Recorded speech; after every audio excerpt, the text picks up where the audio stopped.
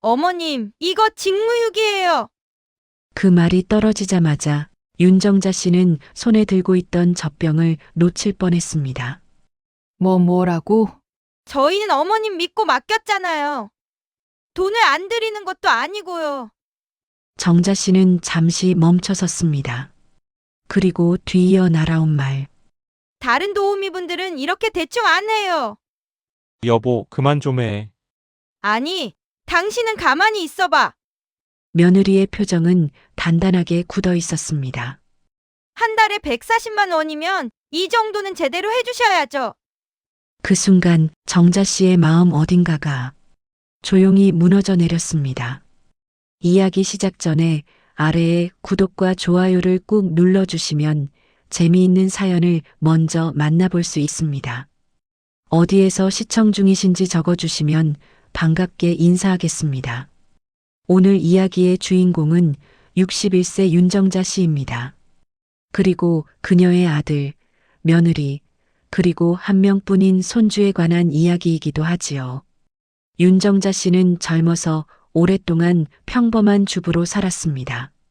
아이들 도시락을 싸고 남편 점심을 챙기고 집안 구석구석을 닦고 정리하는 것이 그녀의 하루였습니다. 누가 시키지 않아도 누가 알아주지 않아도 말입니다.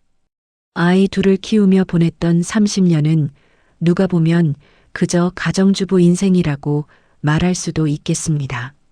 하지만 정자 씨에게 그 시간은 가족을 지키는 일종의 직업과도 같았습니다.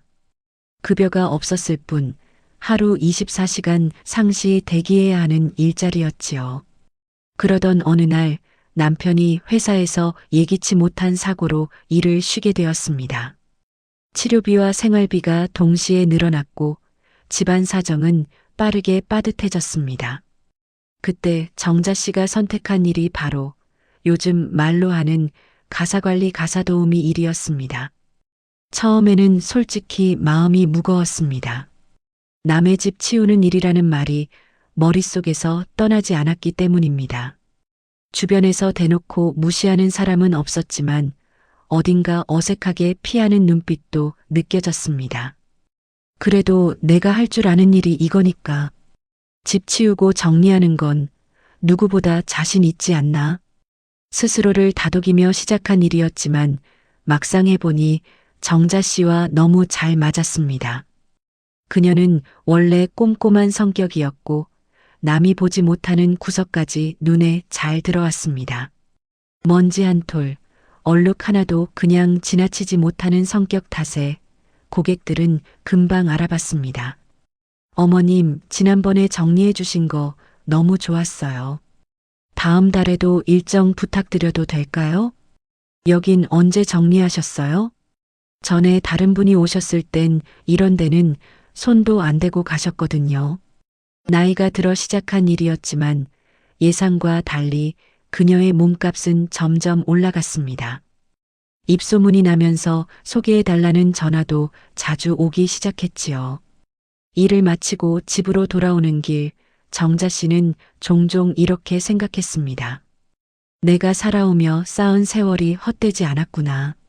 이렇게라도 누군가에게 도움이 되는구나. 그래서였을까요? 그녀는 한 번도 가사도우미라는 직업을 부끄럽다고 생각한 적이 없었습니다. 힘들 때도 있었지만 사람들의 수고하셨어요. 한마디에 금세 피곤이 풀리곤 했습니다. 남편 역시 처음에는 걱정이 앞섰습니다. 당신까지 고생하게 만들어서 미안하네. 그것도 남의 집 허드렛 일을. 그럴 때마다 정자 씨는 늘 같은 대답을 했습니다. 허드렛 일이 어때서요? 집이 있어야 사람이 살고 사람이 사는 곳을 다시 살게 만드는 일인데. 괜찮아요. 난 이 일 나쁘지 않아요. 그렇게 몇 년이 흘러 아이들은 모두 어른이 되었습니다. 딸 윤지선은 결혼해 다른 도시로 이사를 갔고 아들 김준호도 30이 넘어서야 결혼을 했습니다. 준호가 결혼하던 날 정자 씨는 속으로 이런 다짐을 했습니다. 이제 쟤도 자기 가정을 꾸렸으니 내가 할 수 있는 건 뒤에서 조용히 도와주는 것뿐이겠지. 그리고 그날 하객들 사이에서 누군가 이런 말을 하는 걸 듣게 됩니다. 어머님은 뭐 하세요? 아, 저는 집 정리하는 일 좀 해요. 요즘 그런 일도 많거든요. 아, 그런 일. 짧은 대화였지만 상대방의 애매한 표정은 분명히 보였습니다. 예전 같았으면 마음이 조금 상했을지도 모릅니다. 하지만 정자 씨는 그저 웃으며 넘겼습니다.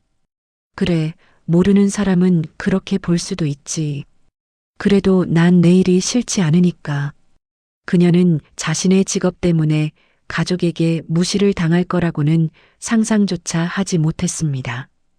특히 그 가족이 자신이 가장 아끼는 아들과 며느리라면 더더욱 말입니다. 이 이야기는 바로 거기서부터 시작됩니다.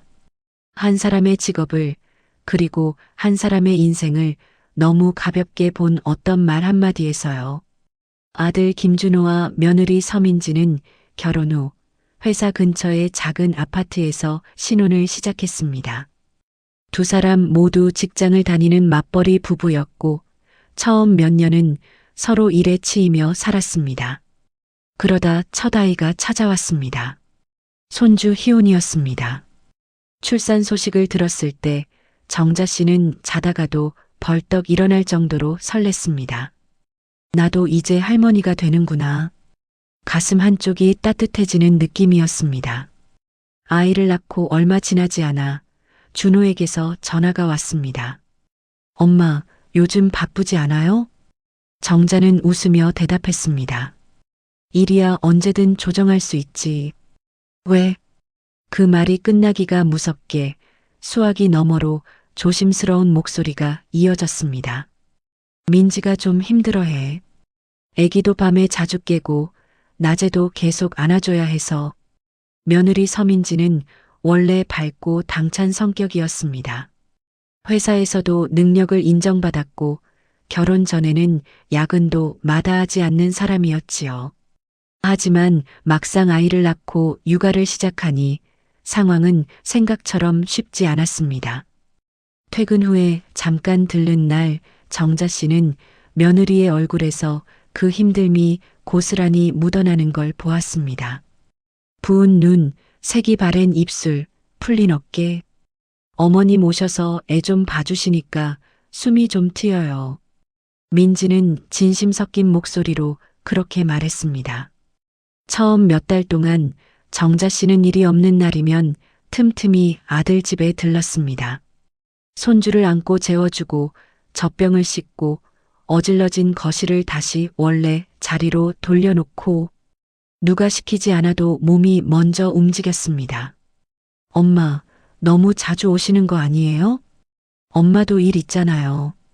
준호의 말에 정자 씨는 고개를 저었습니다. 아이고, 애기 얼굴 보러 온 김에 하는 거지. 내일은 줄이면 되지 뭐. 그러던 어느 날 준호 부부가 정자 씨를 식탁에 앉혀놓고 진지한 표정으로 이야기를 꺼냈습니다. 엄마, 사실 부탁이 하나 있어요. 민지는 두 손을 모으고 한참을 망설이다가 조심스럽게 입을 열었습니다. 저 복직을 하고 싶어요. 육아휴직이 아직 남긴 했는데 너무 오래 비우면 자리도 애매해지고 솔직히 집에만 있는 것도 좀 힘들어요. 정자 씨는 충분히 이해했습니다. 자신도 젊었을 때 아이 둘을 키우면서 몇 번이나 바깥 공기라도 쐬고 싶다고 생각했던 사람이었으니까요. 그래, 내 마음 알지. 일하는 게 편할 수도 있지. 민지는 그제야 안도한 듯 한숨을 내쉬었습니다. 그리고 본론을 꺼냈습니다. 그래서 어머님께서 희혼이 좀 더 클 때까지 봐주실 수 있을까요? 준호가 옆에서 거들었습니다. 물론 그냥 부탁드리는 건 아니고요. 엄마 시간 뺏는 것도 있으니까 저희도 당연히 드릴 건 드려야죠. 한 달에 120만 원 정도 생각하고 있어요. 120만 원. 정자 씨가 다른 집들을 다니며 한 달 내내 일하면 버는 돈에 비하면 훨씬 적은 금액이었습니다. 하지만 그녀는 숫자를 세기보다 그 말 속에 담긴 마음을 먼저 읽었습니다. 공짜로 부탁은 못 드리겠다는 며느리와 아들의 마음이 느껴졌기 때문입니다. 아이고, 돈은 무슨 돈이야. 내 손주 봐주는 건데. 그래도요, 어머님. 저희도 엄연히 어머님 시간을 쓰는 거니까. 결국 정자 씨는 120만 원을 받기로 했습니다. 액수보다는 이게 서로 간의 예의를 지키는 방식이라고 생각했기 때문입니다. 그날 밤 집으로 돌아가는 길에 정자 씨는 오래 걷던 발걸음을 멈추고 하늘을 올려다보았습니다. 그래, 힘들긴 하겠지만 이 나이에 내가 할 수 있는 가장 큰 도움이겠지. 그녀는 몇 년 동안 애써 쌓아온 단골 고객들을 하나둘 정리하기 시작했습니다. 스케줄을 줄이고 계약을 마무리하고 미안하다고 인사를 전했습니다. 어머님, 다음에도 꼭 다시 연락드릴게요. 그래요, 잘 지내요. 이젠 손주 돌봐야 해서 한동안은 다른 집 일은 못하겠네. 그때만 해도 정자 씨는 조금도 의심하지 않았습니다. 아들과 며느리가 자신을 가족으로 대할 거라고, 그리고 자신이 하는 일을 직업이 아닌 도움으로 받아들여 줄 거라고 말입니다. 다음 달부터 정자 씨의 하루는 완전히 달라졌습니다. 아침 6시에 눈을 떠 간단히 요기를 하고 7시 전에는 아들 집에 도착해야 했습니다. 7시 반이면 준호와 민지가 출근 준비를 마치고 나갔고 그때부터 저녁 7시까지가 사실상 정자 씨의 근무 시간이 되었습니다. 처음 몇 주간은 모두가 조심스러웠습니다. 민지는 출근하면서 늘 이렇게 인사를 했습니다. 어머님, 진짜 감사해요. 어머님 아니었으면 저 복직 못했을 거예요. 준호도 덧붙였습니다. 엄마, 힘들면 언제든 말해요. 우리도 너무 고생시키고 싶진 않으니까. 그 말들이 거짓으로 들리진 않았습니다. 정자 씨 역시 하루 종일 손주와 함께 보내는 시간이 싫지 않았습니다. 희온이 뒤집기를 배우고 옹알이를 늘려갈 때마다 아이고, 우리 손주 이렇게 컸네 하며 웃을 수 있는 날들이 이어졌습니다. 문제는 범위가 조금씩 늘어나기 시작하면서부터였습니다. 처음에는 아이를 돌보는 것만 부탁했지만 어느 날 민지가 조심스레 말을 꺼냈습니다. 어머님, 혹시 집안일도 조금 같이 봐주실 수 있으세요? 저희가 퇴근하면 너무 어질러져 있어서요. 청소랑 빨래 정도만. 정자 씨는 이미 눈에 보이는 건 손이 먼저 가는 사람이었습니다. 원래도 아이가 잠들면 바닥을 쓸고 설거지를 하고 장난감을 정리하곤 했습니다. 그래서 청소랑 빨래 정도는 충분히 할 수 있다고 생각했습니다. 뭐 있는 김에 하는 거지. 내가 힘 닿는 데까진 해볼게. 그러자 민지는 이렇게 덧붙였습니다. 그럼 원래 드리던 것에서 20만 원만 더 올려서 140만 원으로 드릴게요. 애 봐주시는 거랑 집안일이랑 같이 포함해서요. 처음에 정자 씨는 20만 원이란 숫자에 별 감정이 없었습니다. 도움을 받는 자식 입장에서 최선을 다해 예의를 챙기려는 것이라고 생각했습니다. 하지만 시간이 흐르면서 그 20만 원이 묘한 꼬리를 달고 따라오기 시작했습니다. 아이를 재우고 나서 청소기를 돌리고 걸레질을 하고 욕실을 닦다 보면 어느새 허리가 뻐근해졌습니다. 빨래를 돌리고 널고 개다 보면 시계는 어느새 오후를 넘어 있었습니다. 어느 날 민지가 퇴근을 하고 들어오더니 현관에서 집안을 한번 훑어보았습니다. 어머님, 오늘은 물걸레는 안 하셨어요? 정자 씨는 손에 설거지거리를 들고 있던 터라 머쓱하게 웃으며 대답했습니다. 아이가 낮잠을 잘 안 자서 청소기는 했는데 물걸레는 아직 못했네. 민지는 짧게 아하고 말끝을 흐렸습니다. 그러고는 신발을 벗고 들어오며 혼잣말처럼 중얼거렸습니다. 청소랑 빨래까지 포함해서 드리는 건데 뭐 오늘은 그냥 넘어가야죠. 그 말은 오늘은 봐준다는 뜻처럼 들렸습니다. 복직 전 민지가 했던 감사해요라는 말투와는 분명히 달랐습니다. 또 다른 날이었습니다. 아이 옷을 세탁하려고 세탁기를 돌리던 정자 씨에게 민지가 다가와 말했습니다. 어머님 옷이랑 희온이 옷이랑은 절대 같이 돌리지 말아주세요. 애가 아직 어려서요. 피부도 예민하고. 정자 씨는 이미 아이 옷은 따로, 심지어 손빨래까지 하고 있었습니다. 하지만 민지는 확인도 하지 않은 채 먼저 지적부터 하고 본 것이지요. 아, 나는 원래 따로 돌렸는데. 그래도 그렇게 말하니까 더 조심해야겠네. 정자는 그렇게 대답하며 웃어 넘기려 했습니다. 하지만 마음속 어딘가가 살짝 긁힌 듯 아려왔습니다. 나는 이 집에서 지금 어떤 존재로 보이는 걸까? 어느 날은 장을 봐달라는 부탁도 들어왔습니다. 어머님, 오늘 저희 야근이라 혹시 희온이 데리고 마트 한번 다녀오실 수 있으세요? 반찬거리랑 생활용품이 조금 떨어져서요. 민지는 긴 메시지로 장볼 목록을 보냈습니다. 쌀, 계란, 채소, 고기, 아이 이유식 재료, 세제, 휴지, 랩, 수세미. 집에 사는 사람이면 누구나 필요한 그런 것들이었습니다.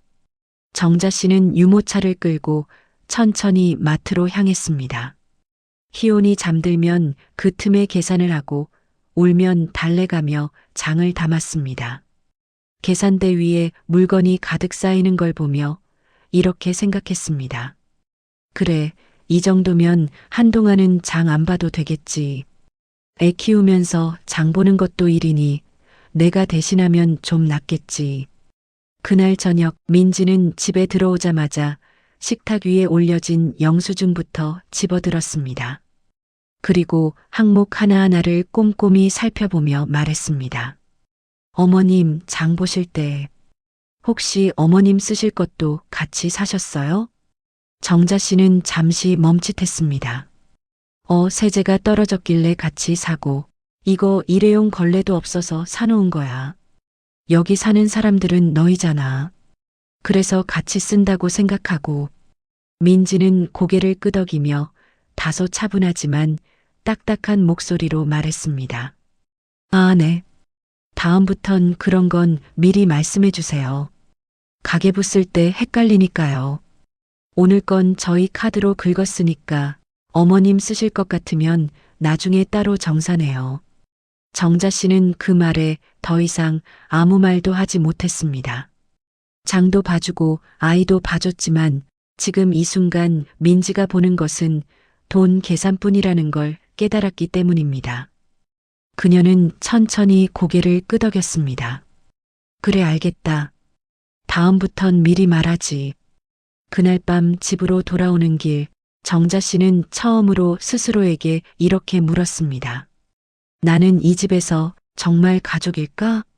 아니면 그냥 조금 저렴한 도움일까? 그리고 그 질문은 이후에 벌어질 더 큰 상처의 전조와도 같았습니다. 아직 아무도 모른 채 말이지요. 윤정자 씨가 아들 내외의 집을 드나든 지 몇 달이 지났다. 손자는 조금씩 자라며 하루가 다르게 변했고 정자 씨는 그 변화가 흐뭇했다. 아침부터 저녁까지 아이 곁에 있으면서 힘든 줄 몰랐다. 도와줄 수 있다는 마음이 컸기 때문이다. 그러던 어느 저녁 퇴근한 며느리 서민지는 욕실 쪽을 살피다 조용히 물었다. 어머님, 희온이 옷은 혹시 다른 빨래랑 같이 안 돌리셨죠? 말투는 차분했지만 그 속에 아주 미세한 경계심이 섞여 있었다. 정자 씨는 금세 고개를 끄덕였다. 아니야. 아이 옷은 늘 따로 돌렸어. 혹시라도 섞이면 걱정될까봐 신경 썼지. 민지는 고개를 끄덕이며 말했다. 아, 네. 아이가 피부가 좀 예민해서요. 그냥 혹시나 해서 여쭤본 거예요. 정자 씨는 이해하려 했다. 하지만 그런 질문이 필요할까 하는 생각도 스쳤다. 그녀는 평생 집안을 돌봐온 사람인데 기본적인 것조차 모를까봐 묻는 듯한 뉘앙스가 마음 한편에 걸렸다. 그날 이후 민지의 말은 조금씩 달라졌다. 어머님, 장난감은 오늘 소독하셨어요? 물걸레질은 오늘 안 한 것 같아요. 이불은 좀 더 자주 털어주셔야 해요. 말 자체는 잘못되지 않았다. 그러나 말의 무게가 잔잔하게 마음속에 쌓여갔다. 작은 것 하나까지 확인하려는 듯한 태도는 정자 씨에게 보이지 않는 거리감을 남겼다. 정자 씨는 스스로를 다독였다. 요즘 애 키우는 부모들이 얼마나 예민한지 알지. 괜히 내가 신경 쓰는 걸 수도 있어. 하지만 그 작은 말투들은 그녀의 마음에 어느새 얇게 쌓여가는 균열 같은 존재가 되고 있었다. 어느 더운 오후 정자 씨는 손자를 데리고 마트에 다녀왔다.